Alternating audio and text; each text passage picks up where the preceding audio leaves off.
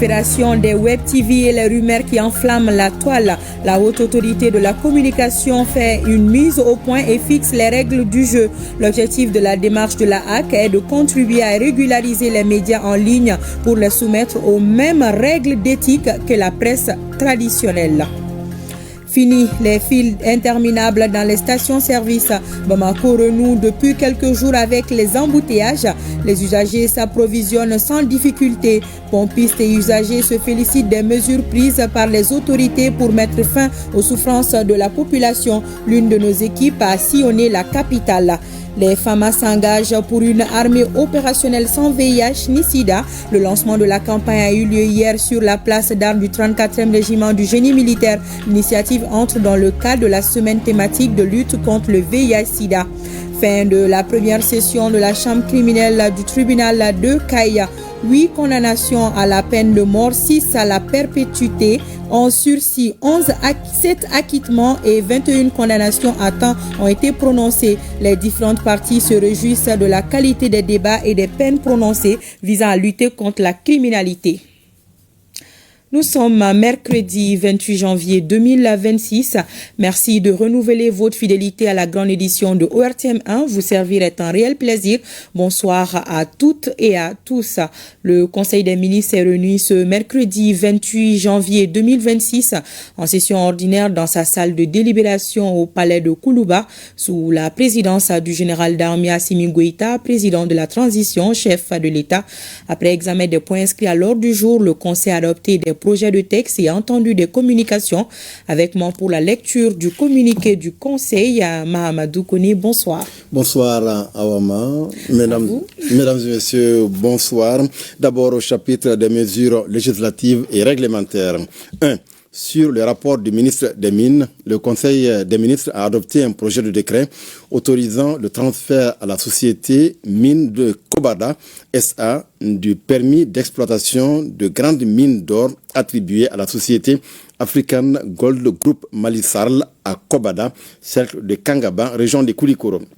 Le permis de recherche de Kobada, attribué à la société Compagnie minière d'or en 2001, a été cédé après 2 renouvellements à la société African Gold Group Mali-Sarl en 2006. Les travaux de recherche menés sur le périmètre de Kobada par la dite société ont permis de découvrir des réserves estimées à 36 millions de tonnes de minerais à une teneur de 1,05 g par tonne, soit une quantité d'or métal de 37,631 tonnes. Sur la base de ces résultats, un permis d'exploitation de grandes mines a été attribué à la société African Gold Group Mali-Sarl en 2015 en vue de l'exploitation du gisement découvert. Après l'obtention de ce permis, la société a été confrontée à des difficultés qui ont entravé le démarrage de ses activités. À la faveur de l'adoption de la loi numéro 2023-040 du 29 août 2023 portant code minier en République du Mali, la société African Gold Group Mali-Sarl a effectué une nouvelle étude de faisabilité qui a estimé les réserves de minerais à 53,8 millions de tonnes à 0,90 g par tonne pour 1,56 million d'onces d'or contenues, soit 48,52 tonnes d'or métal. En application des dispositions du code minier, la société African Gold Group Mali-Sarl, qui a changé de dénomination le 25 janvier 2023 pour devenir Toubani Ressources Sarl, a créé une filiale malienne dénommée Toubani Ressources Mali-Sarl et une société d'exploitation de droit malien dénommée Mines de Kobada SA. Le projet de décret adopté autorise le transfert au profit de la société Mines de Kobada SA du permis d'exploitation de grandes mines d'or attribuées à la société African Gold Group Mali-Sarl. 2.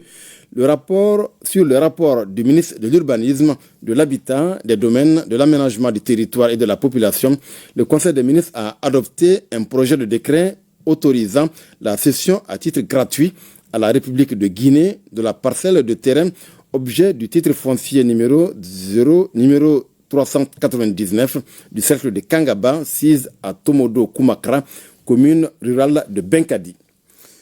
Le Mali et la Guinée ont signé un accord de coopération en matière de transport et de transit maritime et un accord de coopération en matière de transit routier qui consacre au Mali le droit d'usage du port de Conakry, l'octroi d'espaces portuaires et des facilités de traitement des marchandises en provenance ou à destination du Mali.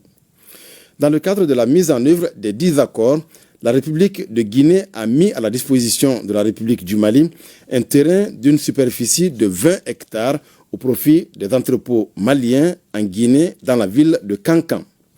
Aussi, les autorités maliennes ont décidé, compte tenu des bonnes relations de coopération entre nos deux États, de céder à la République de Guinée un terrain de 10 hectares à proximité de la route Kouré-Mali-Bamako pour l'aménagement d'un espace d'entreposage des marchandises et la construction d'infrastructures logistiques et de transport. Le projet de décret adopté autorise la cession à titre gratuit de la République de Guinée de la parcelle de terrain d'une superficie de 10 hectares, 0 art, 0 centiare, sise à Tomodo-Koumakra, commune rurale de Benkadi. Au chapitre des communications, 1. Le ministre des Maliens établi à l'extérieur et de l'intégration africaine a informé le Conseil des ministres du bilan des activités d'assistance et de protection du gouvernement en faveur des Maliens établis à l'extérieur durant l'année 2025. Dans le cadre de sa mission de protection et d'accompagnement des Maliens en situation de détresse ou de vulnérabilité à l'extérieur, le ministère des Maliens établi à l'extérieur et de l'intégration africaine a conduit en 2025 d'importantes opérations d'assistance humanitaire et de rapatriement volontaire soutenues par des actions de financement de projets portés par des migrants maliens de retour. Dans le but d'associer les Maliens établis à l'extérieur à l'élaboration des politiques migratoires et de mieux répondre à leurs préoccupations, ainsi que pour assurer une prise en charge coordonnée, durable et efficace des migrants de retour, plusieurs cadres de dialogue ont été créés, notamment la plateforme Tunkambloum, le cadre de concertation avec les Maliens de l'extérieur et le cadre national pour la réintégration des migrants. Dans son élan de reconnaissance et de soutien à la diaspora, le gouvernement a renforcé la valorisation du rôle économique et social de la diaspora à travers la promotion de l'investissement productif, le transfert de compétences et l'organisation du Forum international de la diaspora.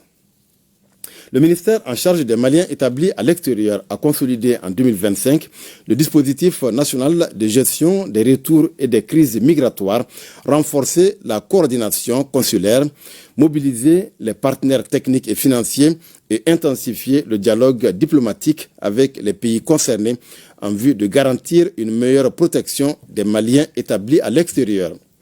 2. Le ministre de la Santé et du Développement social a informé le Conseil des ministres de la situation épidémiologique du pays, marquée notamment par une diminution du nombre de cas confirmés de dengue comparé à celui de la semaine écoulée.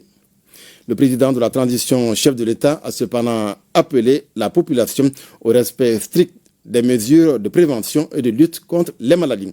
Voilà, Awama, ce qu'il fallait retenir du contenu du communiqué du Conseil des ministres de ce mercredi. Merci bien, Mamadou Koné, pour toutes ces précisions. Il n'est pas question de taxer les abonnés, mais bien de traquer la désinformation. Ces propos sont du président de la Haute Autorité de la Communication. Gaussou Koulibaly était cet après-midi face à la presse pour une mise au point par rapport à la prolifération des web TV et aux rumeurs qui enflamment la toile. L'objectif de la démarche de la HAC, selon son président, est de contribuer à régulariser les médias en ligne pour les soumettre aux mêmes règles d'éthique que la presse traditionnelle. Quelles sont les nouvelles règles du jeu pour les acteurs du numérique? Les précisions de Alousseni Touré. Mettre fin aux interprétations inexactes, c'est l'objectif principal de cette sortie médiatique. Suite à une rencontre avec les acteurs de la presse en ligne le 22 janvier dernier, le président de la HAC a rappelé que la mutation numérique impose de nouvelles règles. Désormais, les médias diffusant sur Internet doivent signer une convention avec l'organe de régulation, une démarche qui vise le professionnalisme et la responsabilité éditoriale calquée sur le modèle des médias traditionnels. Le paysage médiatique connaît aujourd'hui une transformation profonde, portée par le numérique, la multiplication des web médias. Cette évolution constitue une opportunité indéniable pour l'expression pluraliste et l'accès à l'information. Toutefois, elle s'accompagne également de défis importants, notamment en matière de professionnalisme, de responsabilité éditoriale et de protection des citoyens. C'est dans ce contexte que la régularisation de la situation juridique des web médias, entre parenthèses télé et radio, à travers la signature d'une convention avec la HAC est apparue nécessaire. Cette convention n'a pas pour vocation de restreindre la liberté d'expression, mais bien de permettre à ceux qu'elle s'exerce dans le respect des lois, de l'éthique et de la déontologie journalistique au même titre que les médias traditionnels déjà établis. En réalité, il ne s'agit ni plus ni moins que de régulariser ces médias qui produisent et diffusent des contenus via Internet et qui participent pleinement à l'information, à l'éducation et au divertissement de la population. C'est dans cet esprit qu'un projet de décret aussi a été initié sur la presse en ligne qui prend en charge ces médias nouveaux. Le président a également balayé d'un revers de main les rumeurs de taxes de 4 millions de francs CFA imposées aux influenceurs. Si un projet de texte prévoit de réguler les pages de plus de 15 000 abonnés, il s'agit avant tout de lutter contre les discours de haine et la violence. Certains ont affirmé que la HAC se prépare à faire payer 4 millions de francs CFA à tous les détenteurs de pages qui ont plus de 15 000 abonnés. Ces commentaires sont inexacts et relèvent de la désinformation. Il n'a jamais été question dans les projets et au cours de cette rencontre de faire payer les utilisateurs des réseaux sociaux, notamment ceux qui détiennent des pages, que ce soit Facebook ou tout autre réseau social. Je vous le redis, il n'a jamais été question dans les projets et au cours de cette rencontre de faire payer les utilisateurs des réseaux sociaux, notamment les pages Facebook ou tout autre réseau social. Les projets de texte sur les réseaux sociaux prévoient de réguler le contenu des pages web qui ont plus de 15 000 abonnés. Réguler, on a dit. Cette régulation vise à éviter la diffusion de contenus non vérifiés, de discours de haine, de désinformation, d'atteinte à la dignité humaine ou d'incitation à la violence et de troubles à l'ordre public. La régulation des contenus sur les réseaux sociaux vise également à responsabiliser les producteurs et diffuseurs de contenus, à protéger les populations les plus vulnérables, à préserver la paix sociale et à garantir une information fiable. Un encadrement nécessaire, précise-t-il, pour préserver la paix sociale, à l'instar de ce qui se fait déjà chez certains voisins de la sous-région. À Bamako, les embouteillages ont repris. Les stations-service sont bien approvisionnées. Plus de longues files interminables. Le liquide précieux est disponible. Les usagers se l'approprient sans difficulté aucune. Cet engagement pris par le gouvernement se concrétise et les usagers saluent les mesures prises pour mettre fin à leur souffrance.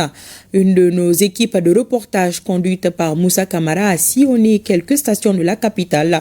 Suivons son reportage. Ce mercredi matin, à Bamako, le balai des véhicules reprend son rythme normal. Dans les stations-service, plus de ruées, plus de stress.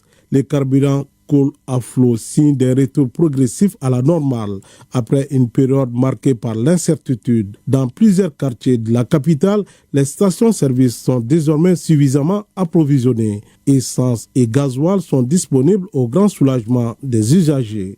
Il n'y a pas de fil maintenant, vraiment. Les gens viennent comme d'habitude, on les sert et puis ils passent sans des fils. Du côté des automobilistes, le soulagement est palpable. Chauffeurs de taxi, motocyclistes et particuliers saluent cette reprise qui facilite leurs activités quotidiennes. Il n'y a même pas de rang. Moi, je suis seul ici. Voilà, comme vous voyez, vraiment, l'essence est partout. On a trouvé très facilement et ensuite, il n'y a pas de rang aussi. Donc, Inch'Allah, ça va passer. Ça même, c'est fini même. Et c'est passé aussi. Nous sommes venus faire le plein de carburant. Si tu le souhaites, tu peux même remplir le réservoir. Nous prions pour la stabilité de notre pays. Même constat chez les conducteurs de motos. Les cartes blancs sont partout maintenant. Je viens de passer à la Fiabougou, il y a des cartes blancs aussi. Il faut toujours approvisionner les stations, que nous les agents puissent approvisionner rapidement partir dans nos besoins. Je pense que c'est ce qui est mieux. Mais selon les dits, concernant cette histoire de, comme je vois écrit, cette histoire de scanner et vignettes là, ça risque de mettre beaucoup de problèmes parce que s'il faut contrôler les vignettes avant de servir, qu'il y a des gens qui sont à l'attente des fils, il y a un problème aussi encore. Tout le monde est pressé au Mali. Donc je pense que c'est mieux de donner l'essence aux stations et qu'ils puissent nous approvisionner aussi encore. Je pense encore plus que ça. Tout ça. Les responsables des stations rassurent que les dispositions nécessaires ont été prises. Les stations sont suffisamment approvisionnées et il n'y a pas de file d'attente aussi. Vraiment, tout est parfait. Aujourd'hui, depuis le matin, on n'a pas eu d'incident. Il n'y a pas eu d'embouteillage aussi. Ils viennent rapidement, on les sert, ils partent à leurs préoccupations. On a du stock. Et vous voyez derrière moi aussi, il y a des citernes qui sont garés. Ils attendent maintenant que le stock prenne fin pour faire le dépotage. On a suivi, même hier nuit, j'ai dépoté 27 000 litres. Et ça trouve que j'avais 13 000 déjà. Vous voyez un peu, presque, c'est-à-dire la cuve est pleine. Vous voyez un peu, on est là pour les clients, quoi. Vraiment, on s'est réjouis aujourd'hui, franchement. À Bamako, le carburant n'est plus une denrée rare. Le calme est revenu dans les stations-service, redonnant souffle à la circulation et à l'économie locale. Reste désormais à maintenir cette stabilité pour éviter toute nouvelle tension. Une armée qui engage des victoires sur les théâtres d'opération est une armée en bonne santé. Les FAMA sont mobilisés pour lutter contre le VIH et le sida dans les garnisons. C'est à la faveur de la semaine thématique de lutte contre cette pandémie. La cérémonie de lancement a eu lieu hier à la place d'armes du 34e régiment du génie militaire. Cette semaine est dédiée aux forces armées de sécurité du Mali. Plusieurs activités de sensibilisation, de prévention et de dépistage du VIH-sida sont prévues dans de nombreuses garnisons militaires du pays. Le reportage de Soumao Aïdara. Les forces de défense et de sécurité maliennes, plus que jamais déterminées dans la lutte contre le VIH-Sida. Il ne reste que 4 ans. 4 ans pour mettre fin à la pandémie qui constitue une menace de santé publique, conformément aux engagements internationaux à l'horizon 2030. Au Mali, environ 4000 nouvelles infections sont enregistrées chaque année, selon les données officielles. Des activités de sensibilisation, de dépistage du VIH-Sida, des matchs de football, auront lieu dans plusieurs garnisons militaires au bénéfice des forces armées maliennes, leurs familles et les populations environnantes des camps pour mettre en avant cette thématique. Les données internationales les plus récentes indiquent que des dizaines de millions de personnes vivant encore avec le VIH, que de nouvelles infections aussi persistent et que nous enregistrons chaque année ces infections qui au Mali, nous pouvons comptabiliser environ 4000 personnes qui sont nouvellement infectées chaque an. Surtout les données de 2024. Plus de 32 000 personnes vivant avec le VIH ne connaissent pas encore leur statut sérologique. Sur ces 32 000 personnes, 62% sont des femmes et des filles. Au total, 2100 personnes seront dépistées au cours de cette campagne, d'où le thème « Les FAMA s'engagent pour une armée opérationnelle sans VIH ni sida ». Ce thème est l'expression d'une volonté politique forte qui nous enjoint à agir avec force et à œuvrer sans relâche au fin de trouver des réponses les plus idoines et durable. Le compte à rebours vers 2030 est donc lancé et pour les forces de défense maliennes, l'objectif est clair, 0 nouvelle infection au sein de leurs rangs. Le Haut Conseil islamique du Mali et l'UNICEF renforcent les connaissances des leaders religieux et associatifs sur les droits de l'enfant. La session de formation de 5 jours qui s'est ouverte hier porte sur la Convention relative aux droits de l'enfant, la communication pour le changement de comportement, la protection contre les violences et la promotion des pratiques familiales. Le reportage de Fantama Magnantao. Renforcer les capacités d'un noyau de leaders musulmans sur les droits de l'enfant à la lumière de la Convention internationale relative aux droits de l'enfant et des principes de l'islam est d'une grande importance pour le pays. La dite formation va permettre d'élaborer des messages adaptés au contexte religieux et culturel afin de prévenir les violations des droits de l'enfant. Le présent atelier s'inscrit dans le cadre du protocole d'accord signé en août dernier entre le Haut Conseil islamique du Mali et l'UNICEF. Ce protocole d'accord prévoit que les deux structures discutent, échangent et définissent des sujets d'intérêt commun en lien avec l'éducation et les droits des enfants. À travers cette formation de 2 jours, l'UNICEF a saisi l'opportunité pour renouveler sa disponibilité et son engagement indéfectible à faire ce partenariat une réussite. Je suis convaincue que les échanges, les réflexions et les apprentissages qui naîtront de cette session renforceront encore davantage votre engagement à agir ensemble dans l'intérêt supérieur de l'enfant, conformément aux valeurs de l'islam et aux engagements du Mali sur la scène internationale. Cette initiative se présente comme une opportunité pour renforcer et conjuguer les efforts des 2 institutions pour la réalisation des droits et le bien-être des enfants du Mali. Compte tenu de l'importance de l'activité, le département en charge des affaires religieuses que je représente ne saurait rester en marge d'une telle initiative. Au sortir de cette formation, les leaders religieux pourront défendre les droits de l'enfant, notamment ceux des plus vulnérables. Je vous l'annonçais également, les travaux de la première session de la chambre criminelle du tribunal de grande instance de Caille se sont achevés hier par un satisfecit de toutes les parties prenantes. Les peines sont les suivantes: 8 peines de mort prononcées, 6 condamnations à perpétuité, en sursis 7 acquittements et 21 condamnations à temps. Le point de la cérémonie de clôture avec Balkissa Saïdibou, Chérif Haïdara.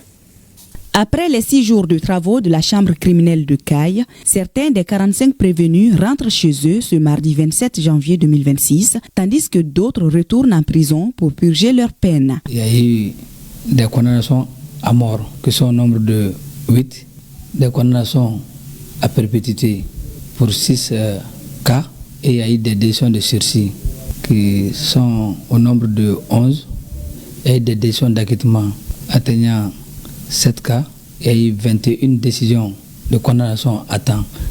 Et parmi ces 21 décisions de condamnation à temps, 3 mineurs y figurent. Les avocats m'ont dit qu'ils ont été agréablement surpris du bon déroulement. Et nous remercions aussi le procureur et sa suite pour les réquisitoires fidèles, objectifs, qui nous ont permis, nous, avocats, de répliquer dans nos plaidoiries. Ainsi, l'engagement à relever le défi de la réussite de la première chambre criminelle de Caille laisse place à la satisfaction. 25 dossiers inscrits au rôle, 25 dossiers jugés. Je ne dirais pas que c'est inédit, mais c'est exceptionnel et c'est à saluer. À la fin de son intervention, le procureur de la République près le tribunal de grande instance de Caille a exprimé son inquiétude face à l'épineuse question de la consommation de drogue par la jeunesse qui prend de l'ampleur dans la région de Caille. Il en appelle à la conscience et à l'action de la population, surtout des personnes du 3e âge qui sont un repère pour la jeunesse face au phénomène. Les travaux de la 14e session du conseil d'administration de l'université Yambo Wologem ont démarré à Kabala, une session budgétaire qui analyse le niveau d'exécution des recommandations de la 13e avant de formuler les nouvelles. Globalement, les résultats obtenus à l'issue de la gouvernance de 2025 sont jugés satisfaisants par les administrateurs. Les précisions de Youssouf Diakité et de Sidiki Balo. Cette 14e session du conseil d'administration de l'université Yambo Wologem, essentiellement budgétaire, fait le point des activités réalisées en 2025 et les administrateurs engagent la réflexion pour la programmation 2026. Les autorités font énormément d'efforts et dans le cadre de ces efforts, il y a en perspective une augmentation de l'enveloppe, particulièrement des heures supplémentaires et aussi des tâches liées aux examens. Le ministère de l'économie et des finances a mis à la disposition du ministère de l'Enseignement supérieur une enveloppe de 1 milliard. Le budget initial de l'université, c'est 4,5 milliards. 4,5 milliards, quand vous écoutez, c'est gros, 4,5 milliards. Mais les 3 milliards, c'est déjà les salaires. Le reste, vous voyez, il y a 1 milliard juste qui reste. Donc pour tous les besoins d'investissement, de construction que vous voyez, et donc la tâche reste encore ardue, n'est-ce pas, par rapport à ce budget. Voilà pourquoi nous sollicitons constamment une amélioration de ce budget-là. Le président du conseil d'administration de l'université a surtout salué le travail abattu par le rectorat avant de l'inviter à plus de détermination et de résilience face aux défis dont la gouvernance est quotidienne. L'université, vous le voyez, est à une certaine distance de Bamako, ce qui présente des avantages, mais aussi quelques problèmes. Je pense qu'il faut que nous travaillions à fidéliser le personnel. Le deuxième défi, c'est le défi des infrastructures. Vous allez me dire, mais c'est une université toute nouvelle. Mais en fait, oui, nous sommes tout à fait reconnaissants aux autorités de nous avoir donné ce bel outil, mais qui très vite, avec l'accroissement des effectifs, vous avez entendu les chiffres, et donc très vite les salles de cours deviennent rares. L'État fournit des efforts. On a quelques salles qui sont en cours de construction, mais nous souhaitons qu'il y en ait toujours un peu plus. Nous avons enfin le défi, mais c'est lié, le défi des locations. Et ça coûte extrêmement cher. Et ça dégrève le budget de l'université. L'université, ce n'est pas que pour donner des cours. L'université, vous l'avez entendu le recteur, c'est pour aussi faire de la recherche. À l'issue des travaux, précise-t-il, les administrateurs feront des recommandations allant dans le sens de l'amélioration continue de la qualité du service rendu par l'université au bonheur de la recherche scientifique et de l'innovation. La 3e édition du Salon du numérique s'ouvre demain jeudi à Bamako. En prélude à cette rencontre annuelle des acteurs de l'écosystème numérique, le ministère en charge de la communication a organisé ce matin un atelier à l'endroit des hommes de médias sur la lutte contre la désinformation. Le reportage de Moussa Kamara et de Sidiki Balo. Images truquées, discours inventés, voix clonées, le deepfake est devenu un outil de manipulation de l'information. Pour y faire face, une masterclass sur le deepfake et le fact-checking a réuni une trentaine de journalistes des médias publics et de l'École supérieure de journalisme. L'objectif visé est de renforcer la détection du contenu falsifié. Il s'agit pour nous d'expliquer aux participants un deepfake. C'est quoi une intelligence artificielle? Montrer des cas de vidéos, de vocaux fabriqués par l'intelligence artificielle, les conséquences de ces deepfakes sur les questions sécuritaires, politiques, diplomatiques et économiques. Et ensuite aussi partager des outils qui fabriquent ces vidéos sorties de leur contexte, qui fabriquent ces vocaux, ces textes. Et aussi en dernière partie, c'est un peu expliquer des outils qui permettent aux gens de vérifier l'authenticité de ces vidéos, de ces vocaux et de ces images. Pour les organisateurs, cette initiative vise également à renforcer la crédibilité des médias face à la montée de la désinformation sur les réseaux sociaux. Nous savons tous aujourd'hui qu'avec le deepfake, on fait faire dire des choses aux gens qui n'ont jamais dit, on leur fait faire des choses qu'ils n'ont jamais fait. Pour un journaliste ou bien pour quelqu'un qui est du domaine de la communication, cela est extrêmement important à savoir. Parce qu'aujourd'hui, avec l'intelligence artificielle, les gens manipulent les informations. Donc nous avons initié cette formation dans le cadre de la semaine du numérique sous l'égide du département de la communication. C'est pour cela que la cible, c'est uniquement les différentes structures du département de la communication.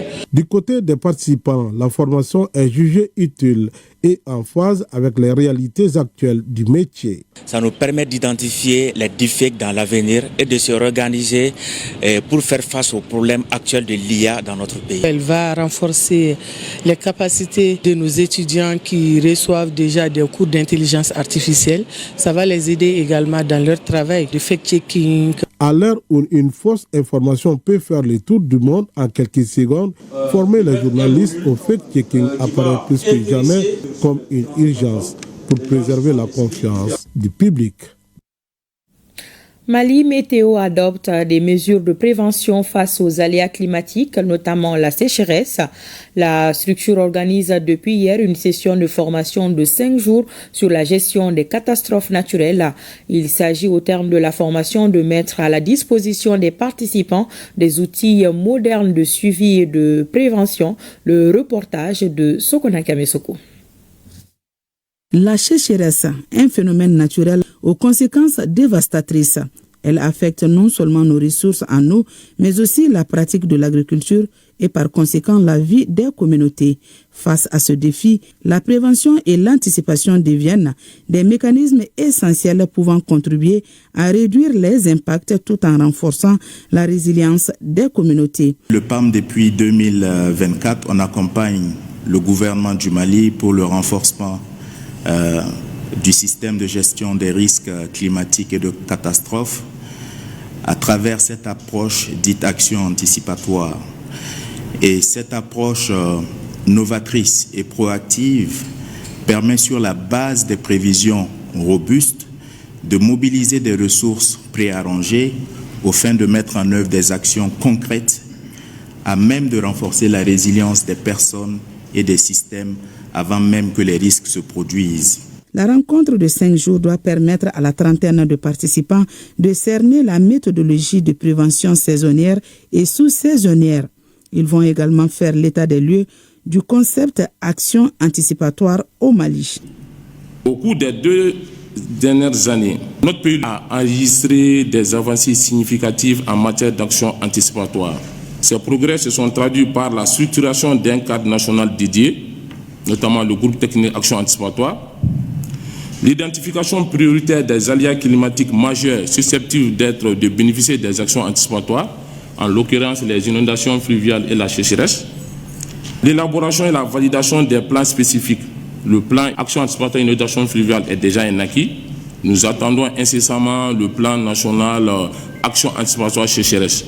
Les actions anticipatoires reposent fondamentalement sur la qualité des prévisions et sur la pertinence des seuils déclencheurs définis. C'est pourquoi le renforcement des capacités techniques de nos agents et acteurs de la PNRRC constitue un levier essentiel pour analyser efficacement et la crédibilité de ces mécanismes innovants. Troisième du genre, cet atelier offre un cadre privilégié pour harmoniser les compréhensions des indicateurs de sécheresse, des probabilités de survenue et des marges d'incertitude inhérentes aux prévisions climatiques. Et ce communiqué, le MSA réaffirme avec force son engagement en faveur de la paix, de la réconciliation nationale et de la stabilité durable du Mali. La réussite de cette première phase du processus DDRI constitue un signal fort d'espoir, démontrant que le choix du dialogue, de la responsabilité et de l'unité nationale demeure la seule voie crédible pour tourner définitivement la page des conflits et bâtir un Mali souverain, réconcilié et résolument tourné vers l'avenir. Et nous arrivons à la page AES de cette édition, c'est juste après le jingle.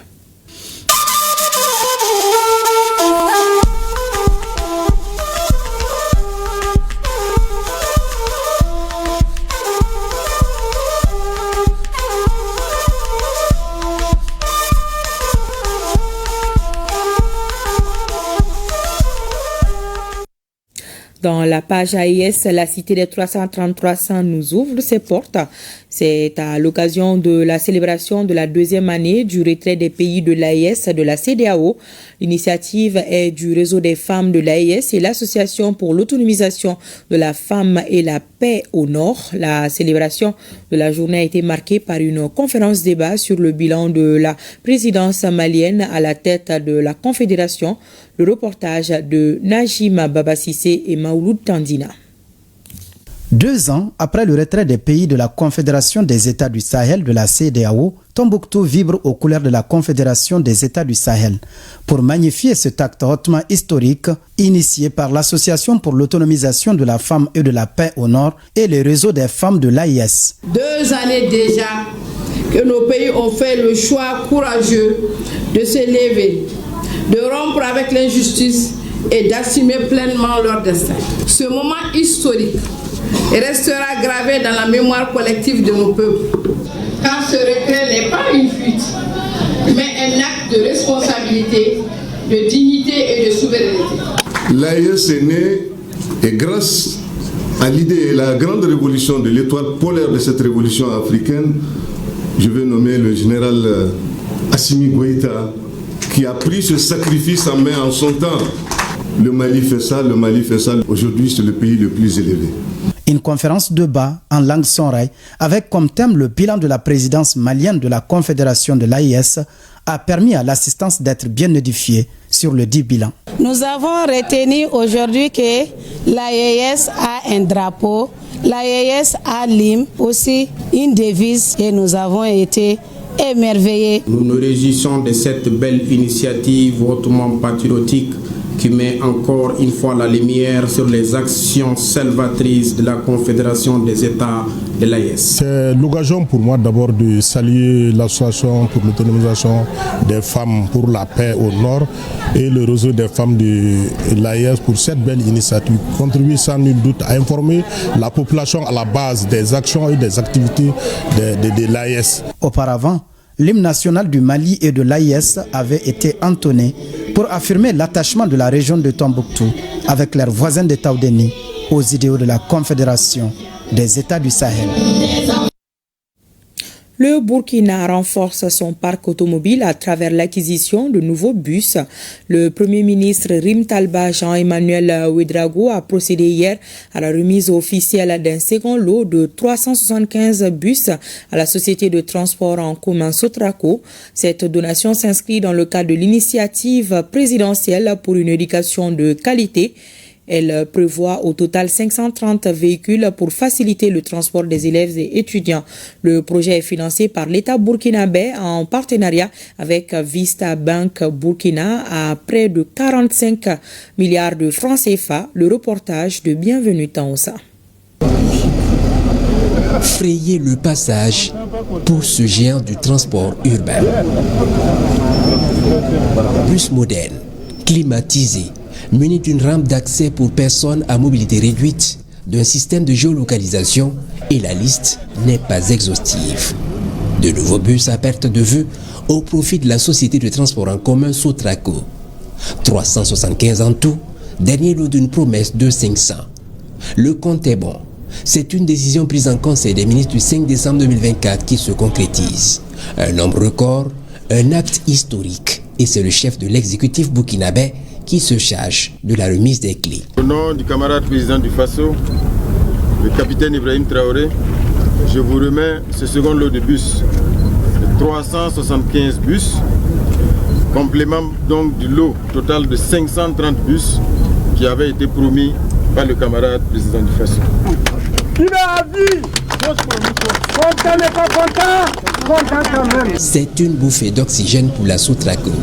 155 bus avaient été acquis en août dernier par ce geste qui entre dans le cadre de la mise en œuvre de l'initiative présidentielle pour une éducation de qualité. Le gouvernement burkinabé s'inscrit dans une dynamique continue d'amélioration de la mobilité des élèves et étudiants en particulier et des citoyens en général. Le service de transport est un service public très important pour nous et cela démontre encore que la mobilité de nos populations tient à cœur le chef de l'État, nos populations en général, mais aussi les élèves et étudiants qui constituent un maillon important pour le développement de notre pays. En fonction des besoins, les bus seront dispatchés. Et actuellement, on avait l'ancien réseau qui était Ouaga, Koudougou, Bobo, et Bobo, Waïouia et Dédougou. Voilà, maintenant le nouveau réseau qu'on veut mettre en place c'est Kaya. Les études sont finies, on attend juste les bus pour lancer. Kaya, Fada Tenkodogo, Koupela et puis Chaud-Banfora. Maintenant, les études sont en cours de finalisation pour Kawa et puis Manga. Plus de 44 milliards de francs CFA, c'est le coût total de l'ensemble des acquisitions sur le financement de l'État appuyé par Vista Bank. Le gouvernement tient ici à un usage responsable de ces autobus. Il faut que ces bus-là soient entretenus. Le gouvernement a fait sa part. Nous demandons aux uns aux autres de faire la leur. Et au nombre des mesures prises par la Sotraco, la construction de parkings avec des hangars pour sécuriser les bus, le renforcement du système de maintenance et la mise en place d'équipements de lavage automatique. La société de transport en commun qui dit déployer des énergies en vue d'employer tout ce lot de bus. Au Niger, la gare nationale est logée dans ses propres locaux, réalisés sur fonds propres de l'État nigérien. Ces infrastructures ont été réceptionnées hier par le ministre d'État, ministre de l'Intérieur, de la Sécurité publique et de l'administration du territoire, le général de division Toumba Mohamed, en présence de plusieurs membres du gouvernement. Le reportage de Mariama Dakou et Abibou Abdourahmane. Composante essentielle des forces de défense et de sécurité du Niger, la garde nationale du Niger, à travers ses différentes interventions sur le terrain, joue un rôle déterminant dans le cadre de la sécurisation du territoire national, le maintien de l'ordre public et la protection des personnes et de leurs biens, mais aussi des institutions de la République. C'est donc pour galvaniser ce corps pour des résultats encore plus probants que le ministre d'État, ministre de l'Intérieur, de la Sécurité publique et de l'administration du territoire a tenu à rencontrer les principaux acteurs de cette force. C'est là, en marge de la réception officielle des infrastructures destinées à la garde. Le président de la République a traversé tout le pays, est-ouest, nord-sud, dans des endroits où les gens n'imaginaient pas qu'ils pouvaient y aller. Il a été jusqu'à Assamaka. Donc vous voyez un peu, si nous n'étions pas dans un environnement sécuritaire garanti, cela ne pouvait pas être possible. Donc vraiment, vous êtes à féliciter à travers cela. Le ministre d'État n'a pas manqué d'appeler à plus d'engagement et de collaboration avec les populations civiles. Nous partons en brousse, c'est pour sécuriser cette population. Donc il faut toujours être avec cette population, discuter avec elle, remonter ses problèmes. Notez que c'est par une minute de silence et de prière pour le repos éternel des âmes de l'ensemble des soldats tombés au champ d'honneur que cette rencontre avec les responsables de la GNN a pris fin.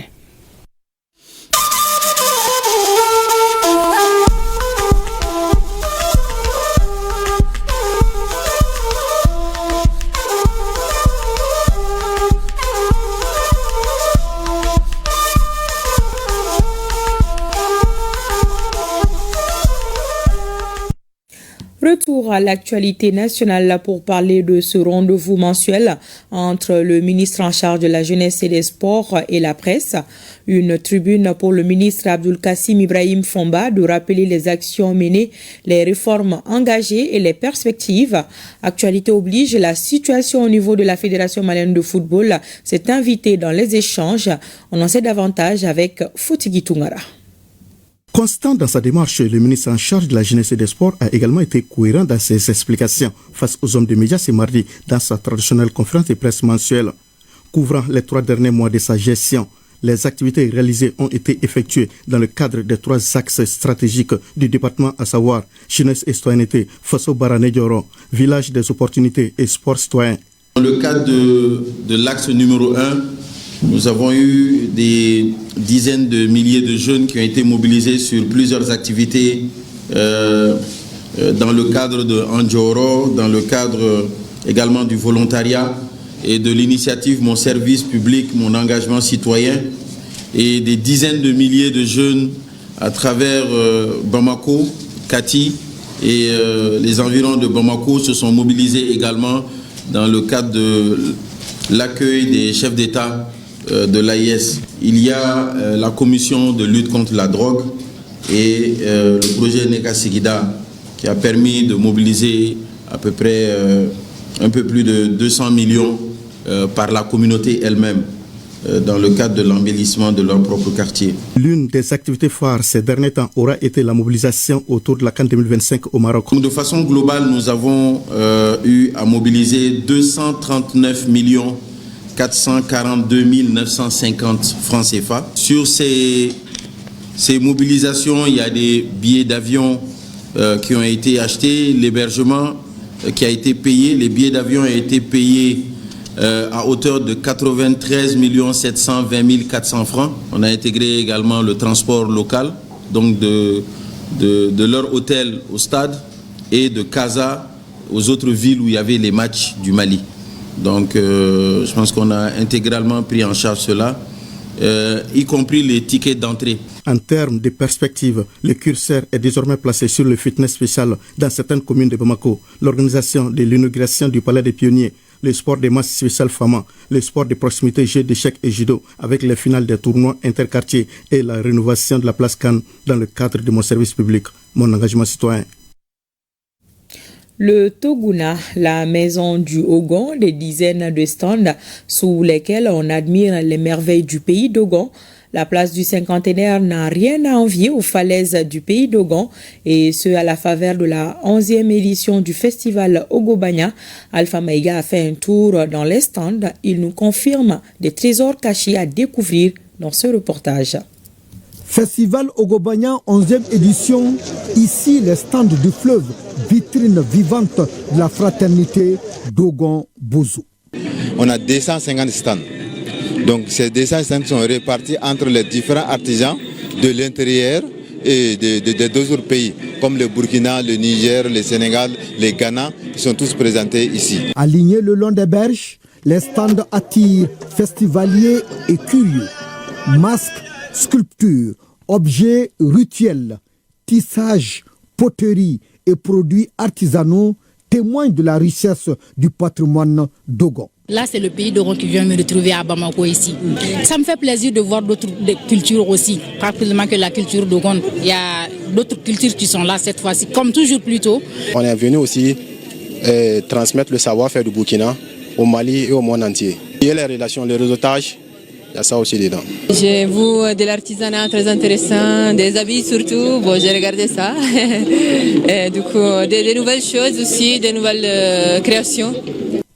À quelques pas, les Bozo exposent leur univers lié au fleuve.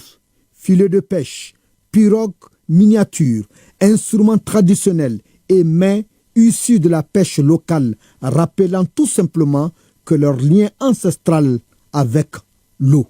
Nous avons transporté ce qu'on appelle communément Bozo Daga, notre habitat traditionnel, nous l'avons transporté sur le site de Ogobanya. Et on va mettre aujourd'hui en lumière la culture Bozo. Les rires fusent entre cousins à plaisanterie. Les démonstrations artisanales captivent et les visiteurs découvrent des récits transmis de génération en génération.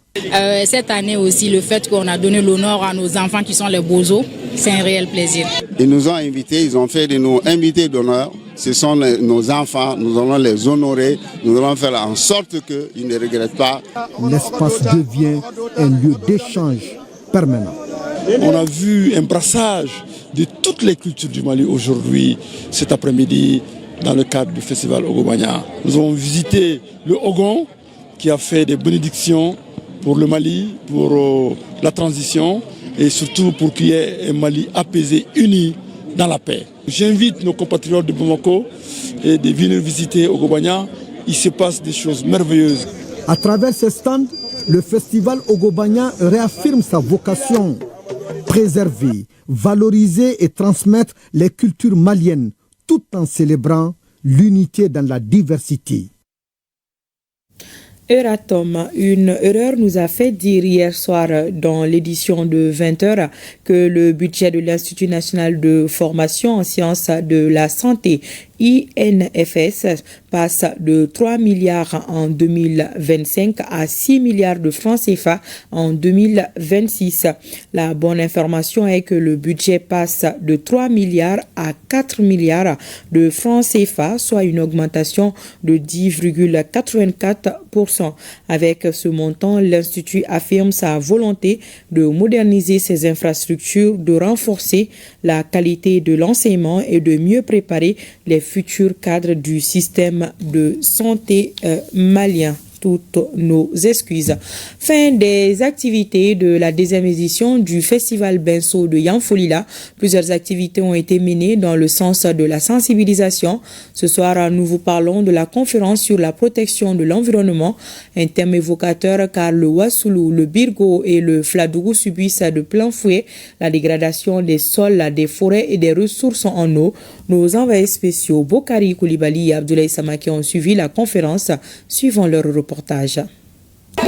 Après les prestations folkloriques et les visites touristiques, les participants à la deuxième édition du Festival du Wassoulou marquent une pause pour parler environnement. Face à la dégradation avancée des sols, des forêts et des ressources en eau dans les localités de Birgo, Fladougou et du Wassoulou, l'Union Benso tire la sonnette d'alarme et appelle à une prise de conscience collective. Nous avons retenu qu'il y a deux causes pour la dégradation de nos écosystèmes. La première, on appelle ça les causes naturelles. Mais la principale cause de la dégradation de nos écosystèmes, c'est vraiment les mauvaises pratiques de l'homme sur l'écosystème. Aujourd'hui, on a compris que ce n'est pas seulement les textes. Il faut changer de méthode, il faut augmenter les degrés de sensibilisation, de conscientisation. Ce qu'on risque là, il faut leur montrer directement. Pendant plus de 2 heures, participants et conférenciers échangent, débattent et confrontent leurs expériences autour des enjeux environnementaux. Un cadre de dialogue jugé riche et constructif qui aura répondu aux attentes de tous.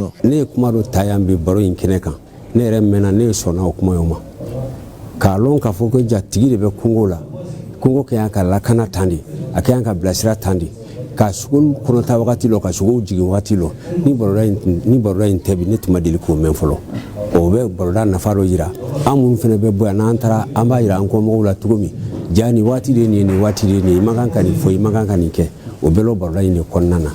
Mieux informés sur les réalités et les méfaits des changements climatiques, les acteurs repartent avec un engagement clair, agir chacun à son niveau pour préserver et sauver l'écosystème du Wassoulou. De Yanfolila à Koumantou, le trajet est rassurant. Les forces de défense et de sécurité ont mené des opérations de grande envergure visant à faciliter le trafic et le mouvement de la population.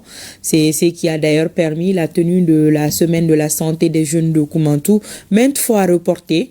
Les médecins ont effectué le déplacement sans problème et des milliers de personnes ont été consultées gratuitement. Le commentaire de Amneta Brahima Ouedraogo. Ce garçon vient d'être soulagé de plusieurs jours de douleurs abdominales à travers une opération chirurgicale gratuite. Plus loin, Drissa Koni a également bénéficié d'une opération ophtalmologique gratuite. Nous sommes à la semaine de la santé de Koumantou. Ici, chaque maladie se soigne par des spécialistes qui offrent des soins adaptés aux habitants.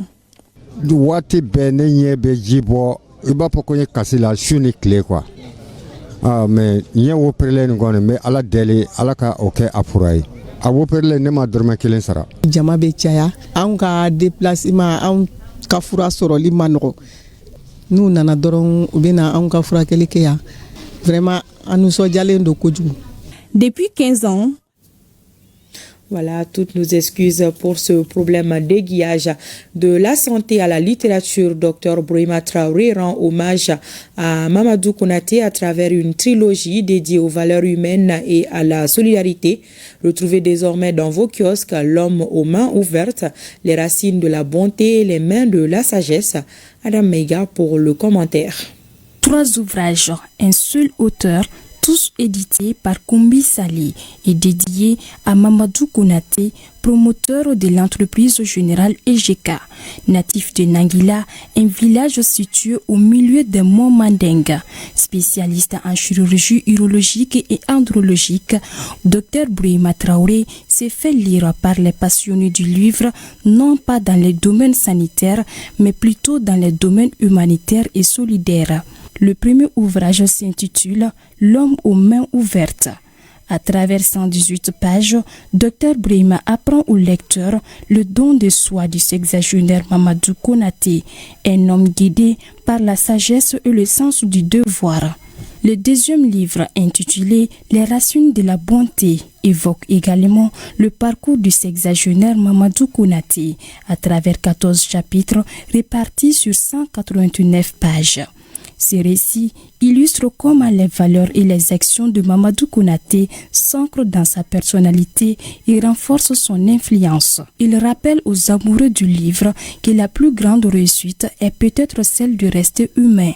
Enfin, le troisième ouvrage, Les mains de la sagesse, révèle l'apprentissage intergénérationnel, l'écoute, la réflexion et le leadership discret qui structurent la vie de Mamadou Konaté et EGK à travers 14 chapitres. Ensemble, ces trois ouvrages de Dr Brahima Traoré, auditeur en droit de la santé criminelle et de l'environnement, démontrent que la véritable révolution se construit par la bonté, la cohérence et l'exemplarité. Et je vous le disais tantôt, les forces de défense et de sécurité ont mené des opérations de grande envergure à Koumantou visant à faciliter le trafic et le mouvement de la population. C'est ce qui a d'ailleurs permis la tenue de la semaine de la santé des jeunes de Koumantou, maintes fois reportée. Le reportage de Amnet Abrima Ouidrago. Koumantou, une commune de la région de Bougouni, située à environ 200 km de Bamako, la capitale. Dans un passé récent, cette commune était sous la domination des terroristes.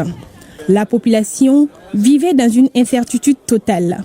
Une situation sécuritaire qui entravait l'exécution de toute activité humanitaire dans la zone. Mais grâce à la volonté des autorités, les FAMA ont ratifié la zone en neutralisant des terroristes. La région de Bougouni est aujourd'hui un havre de paix. La preuve, des dizaines d'agents de santé ont effectué le déplacement à Koumantou pour une cause noble. Des consultations ophtalmologiques et chirurgicales gratuites au grand bonheur des habitants. Plus de 1300 consultations ont été faites. Qui connaît le pouvoir d'achat de notre population doit savoir aussi que la prise en charge des pathologies n'est pas chose facile. Maintenant, quand on trouve une association, une organisation qui organise une journée pour ces prises en charge, ça nous va droit au cœur.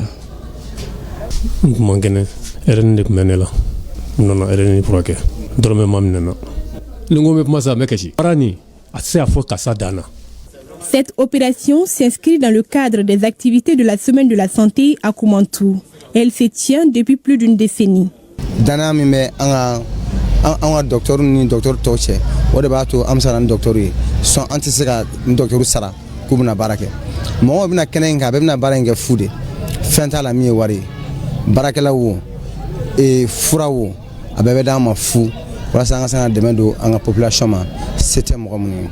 Cet événement a pu se réaliser malgré les difficultés que nous avons pu constater sur le plan sécuritaire, sur le plan logistique. Nous savons que pour venir de Koumantou, pour venir à Bamako, non seulement la route est assez compliquée, elle est longue, les gens n'ont pas forcément le transport, et même si les gens viennent ici, ils ont du mal à trouver un logement pour pouvoir se loger. Donc, les gens préfèrent attendre cet événement-là pour pouvoir se faire soigner. Nous venons de passer dans beaucoup de salles, on a vu que les patients sont là. Les professeurs, sinon les docteurs sont là en train de travailler. Ce qui est encore plus bien, après les consultations, il y a les dons gratuits des médicaments. La population de Koumantou réaffirme ainsi son soutien aux autorités de la transition. Car, dit-elle, la santé n'a pas de prix, mais a un coût. Un coût qui passe par la pacification du pays tout entier. Et le mérite revient aux femmes.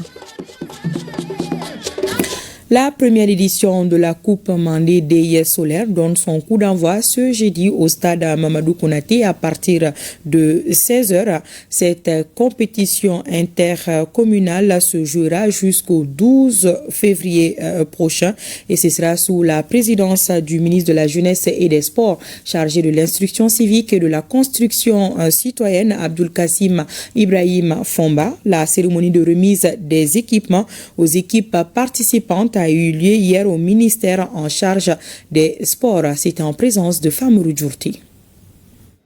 16 équipes issues de 16 communes, dont les 6 du district de Bamako, sont concernées par la première édition de la Coupe intercommunale de football de l'entreprise Mandende Solar. D'où cette cérémonie de remise de maillots aux équipes devant prendre part à la compétition. Lorsqu'on fait du sport, on ne regarde pas la couleur, le nom, l'origine de la personne. C'est-à-dire tout le monde se donne la main et tout le monde avance ensemble. Et ça, c'est quelque chose que nous apprécions. Je pense que ce sont des cadres également où des messages peuvent être passés.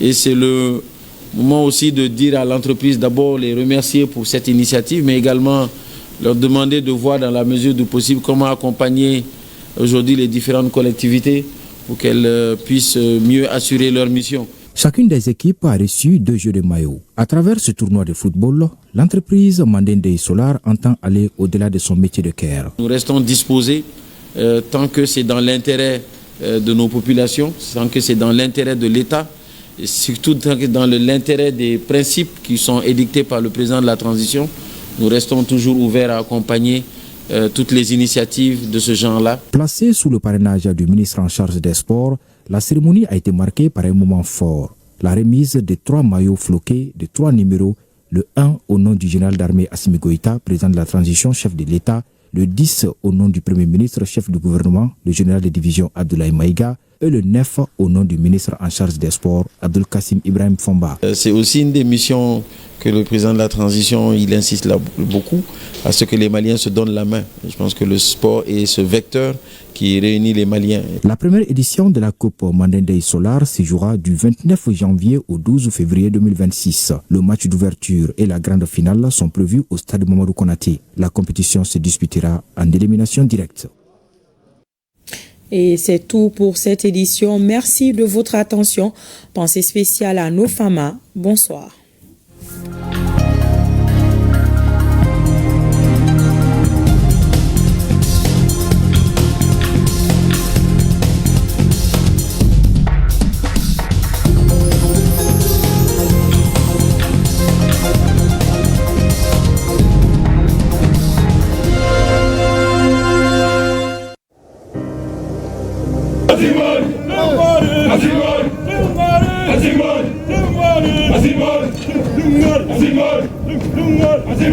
Nous laissons derrière nous tout ce que nous avons de plus cher. Enfants, épouses, amis, pères et mères. Fièrement, nous répondons à l'appel du devoir. Pour que les déplacés et les réfugiés rentrent à la maison. Pour que nos enfants reprennent le chemin de l'école. Pour que jaillisse la lumière de la réconciliation entre les peuples, pour le Mali, pour la patrie. Cette voie, nous l'avons choisie, au prix de nos vies. Nous défendrons nos couleurs, et si nous laissons derrière nous veuves et orphelins, nous vous prions, prenez soin d'eux.